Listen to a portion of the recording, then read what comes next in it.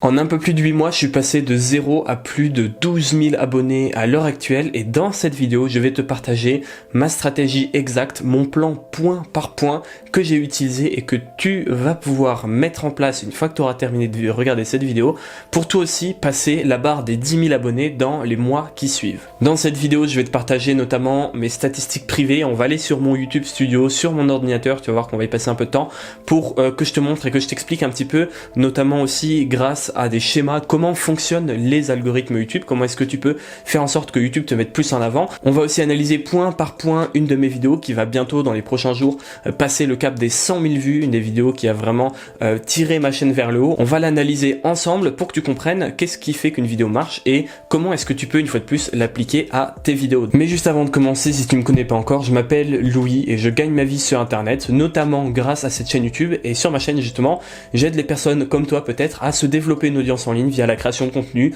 via YouTube plus principalement, et je les aide à grossir une audience d'une part et à la monétiser d'une autre pour devenir plus libre. Donc si ça t'intéresse, YouTube, le fait de faire grossir ta chaîne, de gagner de l'argent aussi avec, pourquoi pas, je t'invite à prendre 2 secondes pour t'abonner parce qu'après la vidéo va commencer, tu vas être dedans, tu vas être emballé, bref, tu vas complètement oublier de t'abonner et ce serait dommage parce que j'ai plus d'une centaine de vidéos sur ma chaîne qui pourront être utiles. Maintenant que ça c'est dit, passons directement à la première partie.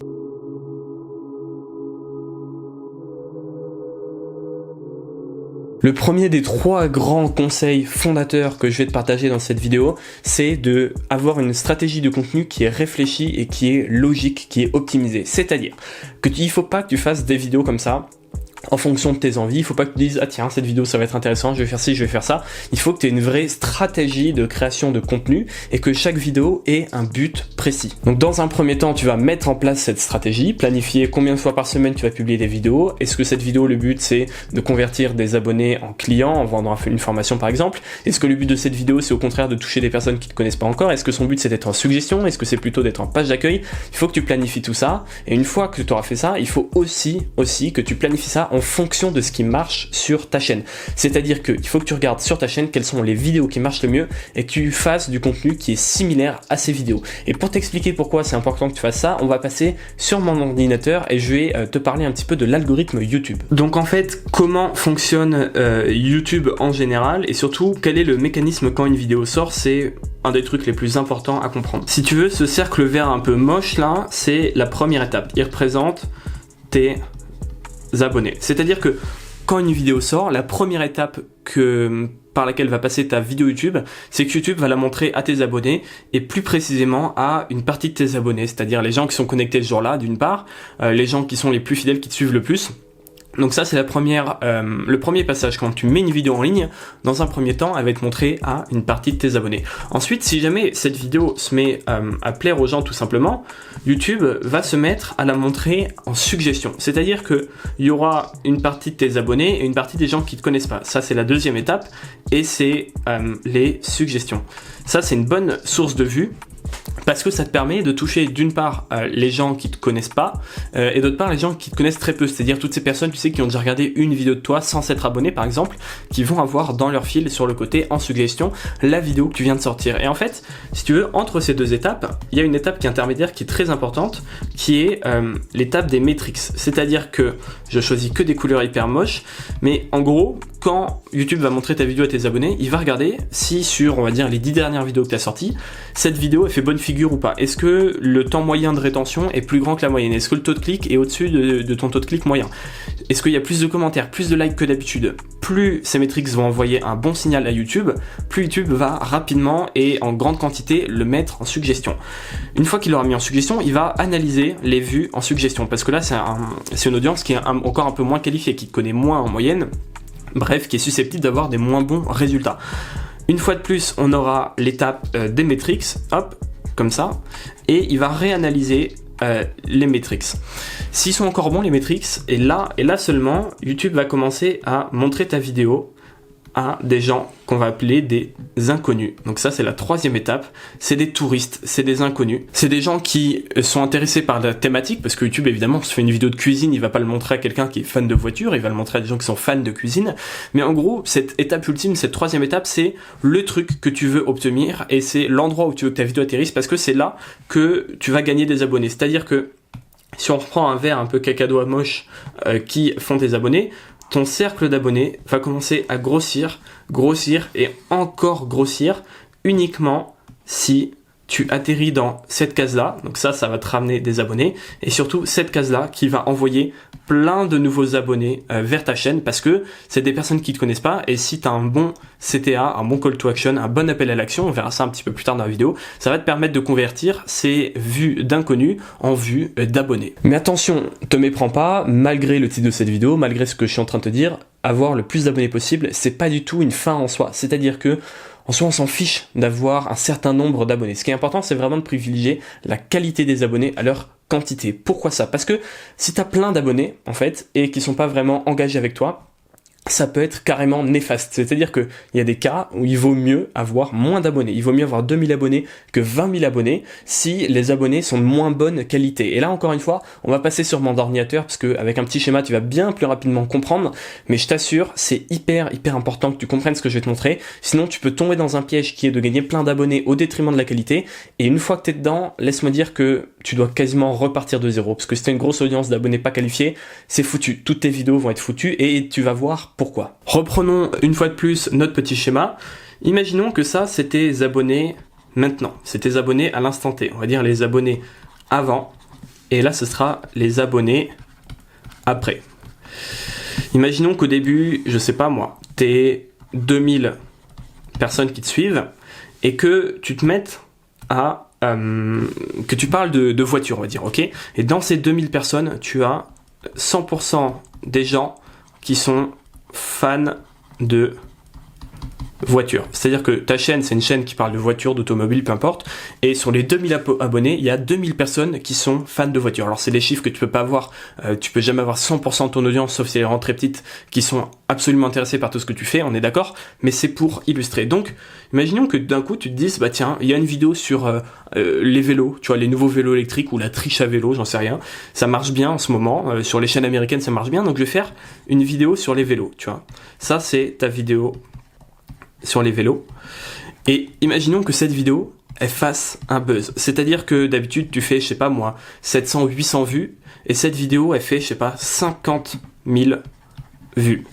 C'est un énorme buzz, tu vois. Et là, tu peux te dire, chouette, c'est une bonne chose. Sauf que le problème, c'est qu'en fait, tu vas te retrouver, imaginons, avec 20 000 abonnés. Donc en soi, t'as 10 fois plus d'abonnés. Tu peux te dire que c'est cool, pardon. Sauf que sur les 20 000 abonnés, eh ben, du coup, t'auras 90% qui seront des abonnés gagnés suite à cette vidéo et qui seront des fans de vélo. Et tes 2000 abonnés de base, eh ben, ça sera plus au final que, on va essayer de reprendre le même rouge cacadois, ça sera plus que 10% de ton audience, tu vois, qui sont fans d'automobile. Et le problème, c'est quoi? C'est que quand tu vas sortir une vidéo dans ce cas-là, quand tu sors une vidéo sur les voitures dans ce cas précis, tu as quasiment 100% des gens qui sont intéressés. Dans le deuxième cas, si tu sors une vidéo sur les voitures, dans ce cas ici, tu as 10% qui sont intéressés. Alors tu as peut-être des gens parmi là qui sont intéressés, mais ça sera, on va dire, 20% maximum. Et le problème, c'est quoi? C'est que entre là et là, tu vas voir le plus gros problème qui touche les chaînes YouTube, qui parle de tout et de n'importe quoi, c'est que ici, ton CTR, il va être divisé. Et ça, c'est pas bon, parce que là où tu sortirais une vidéo qui aurait un taux de clic de 12%, la même vidéo ici pourrait avoir un taux de clic de 2%. C'est la même vidéo, c'est la même qualité de vidéo, le même travail derrière, sauf que dans ce cas-là, elle est un petit peu shut down dès le début par le fait que personne n'est intéressé par ce que tu proposes, et t'es un petit peu pris au piège dans ta chaîne. C'est pour ça que je vais t'en parler, parce que dans ce cas-là, ta vidéo, elle va jamais décoller, alors que ici, elle décollerait. Donc, je pense qu'avec ce schéma, tu comprends que c'est important de privilégier la qualité des abonnés, avoir uniquement des abonnés le plus qualifiés possible et non la quantité, parce que si t'es dans ce cas-là, tu vois, bah, tu peux plus parler de voiture sur ta chaîne, parce que toutes les vidéos vont faire un flop et t'es quasiment obligé de refaire une chaîne en partant de zéro, parce que même en demandant aux gens de s'abonner sur YouTube, c'est assez compliqué. Bon, c'est bien sympa de te faire des petits schémas, je pense que c'est le plus utile pour que tu comprennes, mais on va te montrer du concret. Maintenant, on va passer sur mon ordinateur et je vais te montrer mes YouTube Analytics, comment est-ce que moi je réfléchis ma stratégie de contenu, comment est-ce que j'analyse ça, pourquoi est-ce que je crée tel type de contenu et pas un autre, et tu vas voir que quand ça va être concret, ça va être logique pour toi et après tu pourras aller sur ta chaîne ou planifier les futures vidéos que tu voudras faire évidemment et avoir une stratégie de contenu qui est optimisée. Donc on passe sur mon ordinateur directement dans mon YouTube Studio. Donc là on va prendre comme exemple ma chaîne YouTube et tu vas voir comment est-ce que je réfléchis ma stratégie de contenu. Au tout début, pour être franc avec toi, j'avais pas prévu de parler d'Instagram. Sur ma chaîne, je parle principalement de deux choses, Instagram et YouTube. J'avais pas prévu de parler d'Instagram, j'ai déjà gagné de l'argent avec Instagram, je m'y connais sur Instagram, j'ai une petite expertise, mais le problème c'est que j'avais tout simplement pas prévu d'en parler. Sauf que si on trie mes vidéos par vue, tu vas le voir très rapidement, vraiment très rapidement, mes vidéos qui font quasiment le plus de vues, c'est des vidéos sur Instagram. Pourquoi ça ? Parce que j'ai une vidéo sur Instagram qui est celle-ci, qui est la première vidéo qui a vraiment commencé à faire des vues. Donc tu peux le voir, elle a maintenant plus de 47 000 vues et qui m'a rapporté 2800 abonnés. Et du coup, vu que j'ai une vidéo sur Instagram qui faisait plein de vues, il y avait plein de nouveaux abonnés qui étaient là pour Instagram et je me suis mis à faire d'autres vidéos sur Instagram. Et si on va voir sur ma chaîne, tu vas voir que c'est très très flagrant, toutes les vidéos qui parlent d'Instagram font plus de vues. C'est-à-dire que là, le podcast, bon alors un podcast fait toujours moins de vues, mais cette vidéo-là fait 2700 vues, celle-là 2500, celle-là 8000, celle-là 2000, celle-là 90 000 vues, tu vois. Donc toutes mes vidéos Instagram font plus de vues. Pourquoi ? Parce que je sais que les gens adorent les vidéos Instagram, donc j'en fais plus et donc derrière YouTube les met en avant parce que je donne ce que veut l'algorithme, à savoir donner aux gens ce qu'ils ont envie de regarder. Arrête-toi 2 secondes, est-ce que tu as envie d'avoir mon numéro personnel de téléphone, mon numéro WhatsApp gratuitement pour me poser toutes les questions que tu as sur le business en ligne et tes projets ? Eh ben c'est possible, dans la description tu as gratuitement accès à un lien, tu cliques dessus, ça m'envoie un message et derrière tu vas entrer en contact avec moi et tu pourras me poser toutes tes questions. Et là tu vas peut-être te dire, mais attends Louis, tu me dis de me focus sur un truc, si les gens adorent Instagram, leur donner des vidéos Instagram, mais pourquoi est-ce que tu parles de YouTube aussi et pourquoi est-ce que tu as des vidéos de voyage ? En fait, moi j'ai une stratégie qui est en place, les vidéos de voyage, ça me permet d'attirer des gens qui sont intéressés par les libertés, intéressés par le voyage et derrière de leur dire si tu veux être plus libre, si tu veux voyager autant que tu veux, il faut que tu lances un business en ligne parce que c'est le meilleur moyen pour toi d'arriver à pouvoir voyager et à être ton propre patron, être libre. Bref, c'est là-dedans que j'ai tombé. Donc c'est pour ça que je parle d'Instagram et je parle de YouTube parce que j'adore ça, c'est une de mes passions. Regarde cette vidéo, je pense que ça se voit que je prends plaisir à la faire. Donc voilà, je parle d'Instagram, de YouTube. De toute façon, c'est vraiment lié les deux. C'est à peu près les mêmes manières de monétiser son business en ligne tout simplement. Et je parle de voyage. Mais très important, les vidéos Instagram ont cartonné. Donc j'ai fait d'autres vidéos Instagram et si on regarde dans mes stats, je pense que sur les 30 derniers jours, tout simplement, on peut aller voir ça ici, je pense. Donc, comme tu le vois, en ce moment, je fais quand même pas mal d'abonnés. Si on va dans les 30 derniers jours, je pense que, voilà, les vidéos les plus vues, Instagram. Bref, je pense que tu as compris.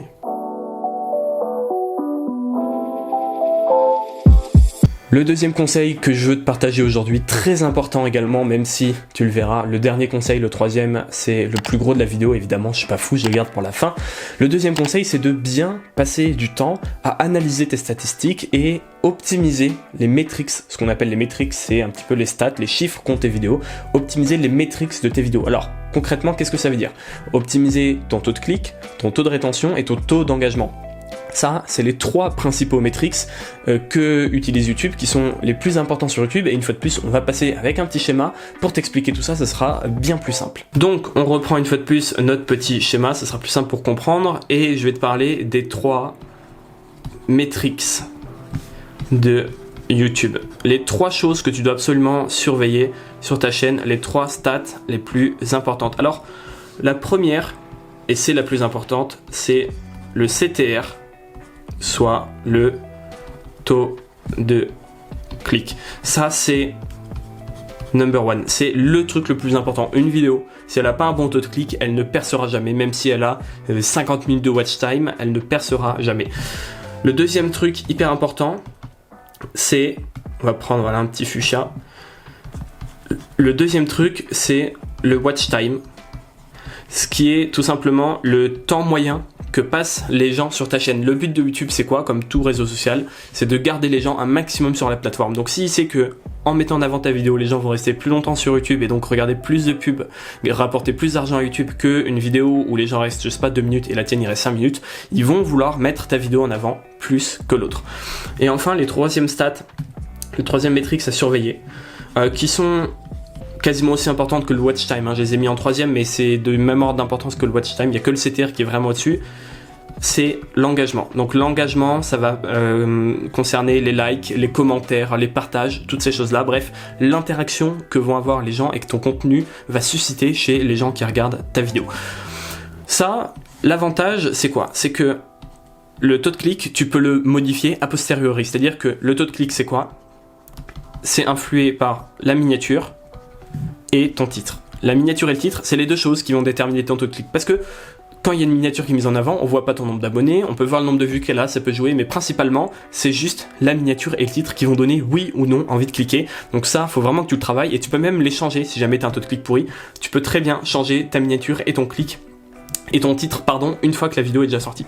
Le watch time, ça s'améliore en faisant du contenu de qualité et du gros taf au montage. C'est-à-dire que le but, c'est de garder les gens le plus longtemps possible. Donc si ton contenu vidéo est de qualité, c'est quelque chose de rare qu'on voit pas souvent. Si les gens passent un bon moment, d'accord, ils vont regarder ta vidéo plus longtemps, c'est logique, mais tu peux aussi augmenter ça grâce au montage, en faisant quelque chose de plus dynamique, en faisant des interactions, en rendant ton contenu plus intéressant, et en faisant en sorte que les gens décrochent moins, c'est plus ça, essayer de faire en sorte que les gens décrochent moins pour pouvoir les garder plus longtemps en moyenne.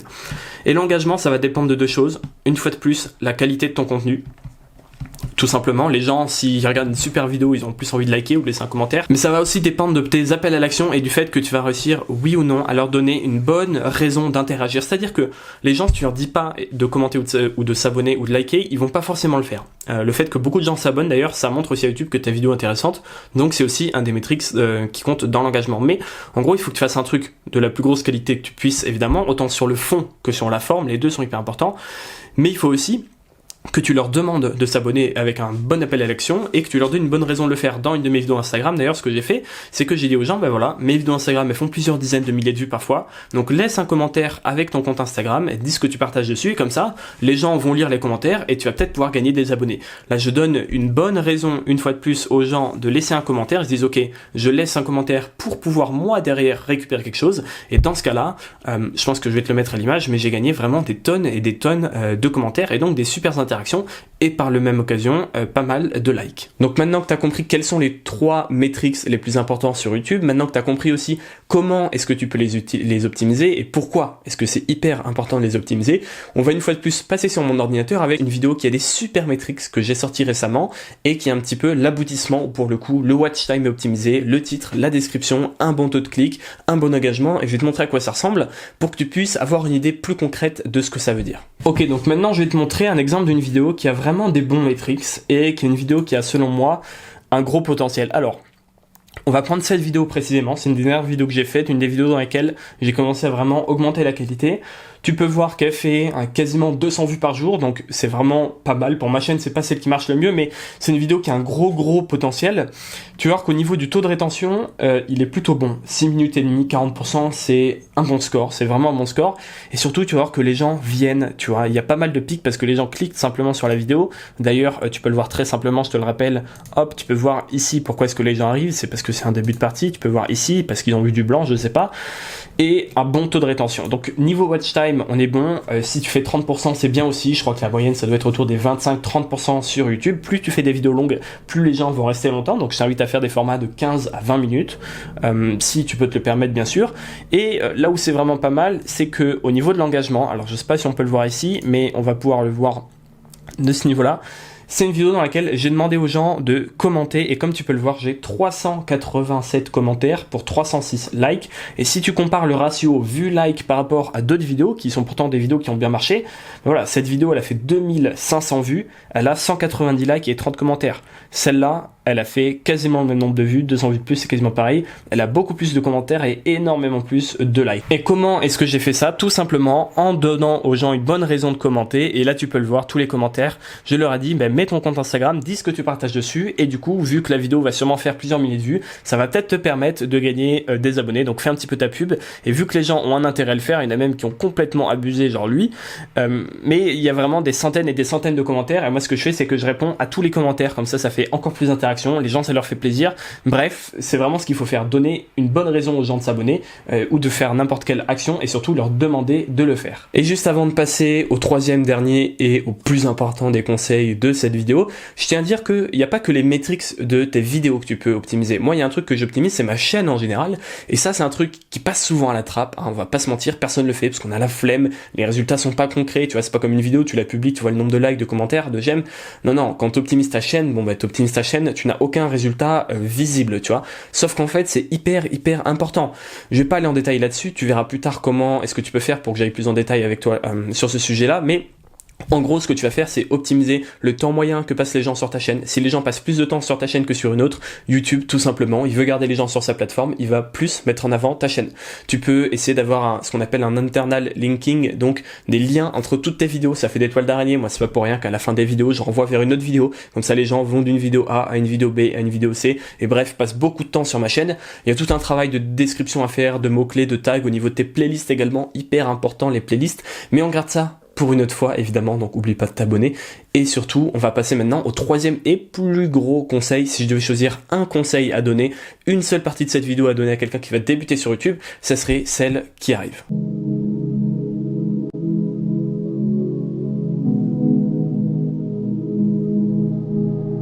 Cette troisième et dernière étape va me permettre de te dévoiler un petit peu mon secret qui m'a permis de réussir sur YouTube beaucoup plus rapidement que la moyenne. Parce qu'au final, si tu regardes ma chaîne, en 0 à 8 mois, j'ai quand même réussi à passer de 100 abonnés à plus de 12 000 abonnés, et ce dans une niche ultra concurrentielle. Alors, moi j'apprends aux gens à gagner de l'argent sur internet. J'étais légitime de le faire, j'ai déjà un peu d'expérience parce que au moment où j'ai lancé la chaîne, je gagnais déjà ma vie sur internet, ce qui est d'ailleurs pas le cas de tout le monde. Donc on pourrait penser que j'étais quelqu'un d'expérimenté qui arrivait dans le milieu comme ça, qui faisait partie des gens les plus expérimentés de mathématiques, alors qu'en fait non, parce qu'il y a des acteurs qui ont plusieurs centaines de milliers d'abonnés qui sont là depuis plusieurs années. J'ai une tonne et une tonne de concurrents au moment où je me lance, même si j'aime pas trop ce terme de concurrent.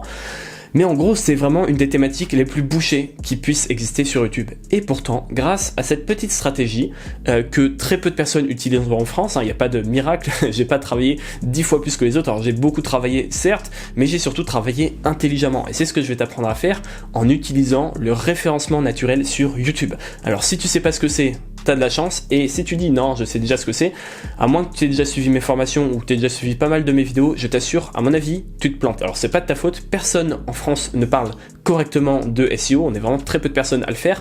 Moi je me suis formé aux États-Unis, j'ai testé beaucoup de choses sur ma chaîne, comme je te l'ai dit, sur des chaînes plus grosses, des chaînes de potes à moi, et ça m'a permis d'apprendre tout un tas de choses sur le référencement naturel ou le SEO sur YouTube. Le SEO c'est parfait pour toi si tu es dans une niche concurrentielle parce que ça se transforme en un avantage, c'est parfait pour toi si tu as moins de 5000 abonnés, c'est parfait pour toi si tu débutes, et je vais t'expliquer avec un schéma une fois de plus pourquoi est-ce que c'est parfait, en te montrant les 3 étapes nécessaires pour qu'une vidéo décolle. Et on va parler de ma vidéo qui a fait 100 000 vues, qui va faire 100 000 vues plutôt dans les jours qui suivent, parce que c'est important que tu comprennes ça, pour que tu comprennes l'importance que va avoir le SEO et en quoi ça va être décisif. Donc comment est-ce qu'une vidéo passe du moment où tu viens de la publier à un moment où elle fait plusieurs milliers de vues par jour et elle est véritablement en train d'exploser? En fait, c'est assez simple. On va prendre tout d'abord une échelle, alors je vais te faire un graphique mais il va être très simple, ne t'inquiète pas. Ça, c'est l'échelle de temps, c'est-à-dire que tu publies ta vidéo et le temps passe. Ça, c'est la publication. Ok, ta vidéo au début, elle va faire une courbe de vue qui est assez plate, c'est-à-dire qui monte lentement, mais qui monte pas non plus des masses. Donc on va prendre un violet comme ça. Et si tu veux, la courbe idéale, les vidéos qui pètent en général, la courbe elle fait ça, elle monte tout doucement, après elle se met un peu plus à monter, et hop, à la fin, elle commence vraiment à décoller. Donc on a une première phase, une deuxième phase et une troisième phase. Et en fait, ces phases, c'est très important que tu les comprennes. Hop, donc ça c'est la première phase, c'est pas très droit mais on s'en fout. Ça c'est la deuxième phase, ça c'est la troisième. En fait, chaque phase correspond à une source de vues différente. C'est-à-dire que quand tu fais des vues YouTube, ça peut venir de plusieurs endroits. Les pages d'accueil, pages d'abonnement, suggestions, toutes ces sortes de choses. Ici, en général, quand les vidéos vraiment explosent, et c'est ce qui est en train de se passer pour ma plus grosse vidéo, qu'on va voir en détail dans cette vidéo, c'est que là, c'est les pages d'accueil. C'est-à-dire que, en fait, quand une vidéo vraiment explose, c'est quand YouTube met en avant ta vidéo sur les pages d'accueil de personnes qui ne te connaissent pas encore. Et là, tu touches vraiment de nouvelles personnes. Ça veut dire que YouTube vraiment commence à montrer ta vidéo à des milliers de personnes tous les jours. Et là, ça peut vraiment exploser. Juste avant les pages d'accueil, il y a l'étape des suggestions. C'est-à-dire que quand tu vas avoir des vues en suggestion, c'est bon signe. C'est que YouTube commence à faire confiance à ta vidéo. Mais voilà, il la met un peu en avant, c'est un peu une phase de test, c'est un peu une phase bac à sable. Le problème, c'est que cette phase de suggestion, elle peut être déclenchée qu'à partir d'un certain nombre de vues, parce que pour YouTube, il faut, je sais pas, moi disons, 5000 vues pour qu'ils se disent, ok, cette vidéo a un potentiel. Si après 5000 vues, elle a toujours des bonnes stats, des bons taux de clics, bon watch time, bon taux de like, etc. Après 5000 vues, c'est quand même une assez grande échelle, on peut commencer à lui faire confiance en suggestion. Il va la mettre en suggestion jusqu'à ce que ça fasse, disons, 20 000 vues. Et quand ça fera 20 000 vues, alors c'est des chiffres approximatifs, il n'y a pas de règle prédéfinie, mais c'est pour que tu comprennes. Si après 20 000 vues, la vidéo marche et plaît toujours autant, eh ben là, banco, on peut la mettre en page d'accueil de plus en plus. Le problème, tu le vois venir, c'est que quand tu débutes, c'est compliqué de faire 5 000 vues, surtout à chaque vidéo. Et donc, comment est-ce que tu vas faire pour y arriver ? Parce que la pub, ça coûte cher. Les influenceurs, on n'est pas tous influenceurs, on n'a pas tous, je sais pas, une grosse communauté sur Instagram, par exemple, auprès de laquelle on peut promouvoir notre vidéo. Donc, c'est compliqué d'arriver à ce cap-là. Et c'est là, justement, qu'entre en jeu le SEO, c'est-à-dire que les gens se contentent d'attendre que comme par magie leur vidéo tombe en suggestion, c'est un truc qui arrive quasiment jamais, ou alors tu peux utiliser le SEO, qui est vraiment le dernier point de cette vidéo, qui est le plus important selon moi, qui te permet d'être une véritable rampe de lancement pour atterrir en suggestion et ensuite en page d'accueil. Donc tu vas utiliser le SEO, je te rappelle que le SEO, je t'en parlerai plus après, mais ne prends pas en compte le fait que tu es une petite chaîne, c'est-à-dire qu'avoir une petite chaîne, peu de vues, peu de vidéos, peu d'ancienneté, ça ne change en rien ta faculté à avoir un meilleur SEO. Et le SEO, c'est quoi ? C'est que tu veux positionner tes vidéos dans les résultats de recherche. Peut-être que tu sais pas ce que c'est. Quand quelqu'un va taper comment faire un gâteau au chocolat, le but c'est que tu sois tout premier. Quand les gens tapent gagner des abonnés Instagram ou gagner de l'argent Instagram, c'est mes vidéos qui arrivent en premier. Donc j'ai plein de vues comme ça. Et en fait, tu vas gagner des vues grâce au trafic naturel qui vont te permettre d'arriver jusqu'à cette fameuse barre des 5000 vues à peu près. Et ça va te permettre d'avoir le nombre de vues minimum requis pour aller en suggestion et ensuite aller en page d'accueil. Donc le SEO, c'est la rampe de lancement que tu dois utiliser parce que sinon, tu attends juste en fait que ton heure sonne et que tes vidéos soient mises en avant comme ça par pure magie, mais c'est un truc qui va quasiment jamais arriver. Pour te donner un ordre d'idée, mais évidemment que je vais te montrer sur mon écran ce que ça donne avec la vraie courbe et tu vas voir que c'est assez semblable. Ici par exemple, tu vas pouvoir faire, je sais pas moi, 100 vues par jour grâce au SEO. En suggestion, ça sera peut-être 300 vues par jour et en page d'accueil, ça sera entre 500 vues par jour et il n'y a aucune limite, ça peut être 10 000 vues par jour. Donc on va le passer sur mon écran juste après, mais il faut bien que tu comprennes que sans SEO, c'est compliqué d'arriver en suggestion et donc en page d'accueil. Et donc sans SEO, tu vas un peu végéter à ce niveau-là et tu seras un petit peu coincé. Donc maintenant, tu as compris que sans le SEO, tu n'as pas cette base de vue qui ensuite va te servir vraiment comme une rampe de lancement qui vont ensuite t'emmener en suggestion puis en page d'accueil. Si tu n'as pas le SEO, c'est très compliqué d'avoir cette base de vue et donc tu es un petit peu coincé, même si ta vidéo est super. Mais une fois de plus, je pense que les images valent mieux que 1000 mots, donc on va passer sur mon ordinateur et je vais te montrer les analytics et les sources de trafic de ma vidéo qui marche le plus et tu vas voir qu'au début c'est du SEO, après des suggestions et enfin des pages d'accueil. Donc maintenant regardons sur mon écran comment est-ce que ça se fait que cette vidéo a fait énormément de vues. Comme tu peux le voir, elle est à 90 000 vues et à raison de 4 à 5 000 vues par jour. Je pense qu'au moment où je publierai cette vidéo, elle sera déjà à 100 000 vues. Tu pourras peut-être aller voir sur la chaîne justement où est-ce que ça en est. Alors tu peux le voir tout simplement que mes top sources de trafic, c'est quoi ? C'est les fonctionnalités de navigation. 70% dans les 48 dernières heures. Qu'est-ce que c'est les fonctionnalités de navigation ? Eh bien là, dans ce cas-là, c'est les vues des pages d'accueil. Donc ma vidéo est mise en avant sur les pages d'accueil de personnes qui ne me connaissent pas encore. Tu vois que je fais un peu de recherche YouTube, alors ça paraît peu, 17%, mais en fait, sur 4 à 5 000 vues par jour, c'est énorme, tout simplement parce qu'elle est classée dans les premiers résultats, je crois, sur le mot-clé Instagram tout court. Donc c'est vraiment un énorme mot-clé, bien la preuve que personne n'optimise son SEO aujourd'hui. Parce que j'ai vraiment pas une des plus grosses chaînes. Tu peux voir que au niveau des metrics, là où elle est vraiment bonne, c'est que, alors elle est descendue à 6% de taux de clic parce qu'elle a eu 1 million d'impressions. Donc plus ta vidéo fait impression, plus le taux de clic baisse, c'est normal. Mais à sa sortie, il me semble qu'on était autour des 10-11%. Donc ça c'est vraiment un taux de clic qui est excellent et qui te permet de cartonner. Là où elle est très forte aussi également, c'est que, hop, on va aller voir du coup les 3 étapes, c'est ça qui t'intéresse, les 3 étapes des sources de trafic. Donc, tu peux voir que dans un premier temps, et là c'est vraiment flagrant, ce qui m'a fait des vues, c'est les recherches YouTube. C'est-à-dire que si on prend jour par jour, depuis la mise en ligne, au début, ici par exemple, c'était des vues en recherche YouTube, qui dominaient 300, 400, 500 vues par jour. Donc, comme je te l'ai dit, j'ai acquis cette base de vues nécessaire pour avoir la confiance de YouTube grâce au SEO. base de vues que je n'aurais pas eu. Et si j'avais pas optimisé pour le SEO, ça se trouve, cette vidéo n'aurait jamais fait de vues. Donc, à partir du 7 octobre, ça faisait plusieurs mois qu'elle a été publiée. De mémoire, je crois qu'elle était à 20 000 vues grâce au SEO. Et il a commencé à la tester en suggestion de vidéo. Tu peux le voir ici, suggestion de vidéo, ça grimpe, c'est la courbe jaune. Et là, tu peux voir qu'il y a les suggestions et en même temps, il y a les pages d'accueil qui ont explosé. Alors, celle-là, c'est pas la vidéo sur laquelle c'est le plus clair, c'est-à-dire que c'est vraiment pas SEO, suggestion, page d'accueil. Les suggestions et les pages d'accueil sont un petit peu confondues, on va essayer de zoomer pour voir. Mais en gros, c'est ce qui s'est passé, c'est quoi? Des vidéos grâce au SEO, et ensuite, ça a été nécessaire pour aller en suggestion et en page d'accueil. Là, pour le coup, ça s'est fait quasiment simultanément. Et là, tu peux le voir, hein, si on prend le total des vues par jour, tous les jours, elle fait voilà 5200 vues, 5000 vues, hier un petit peu moins, 4300 vues. Donc, voilà.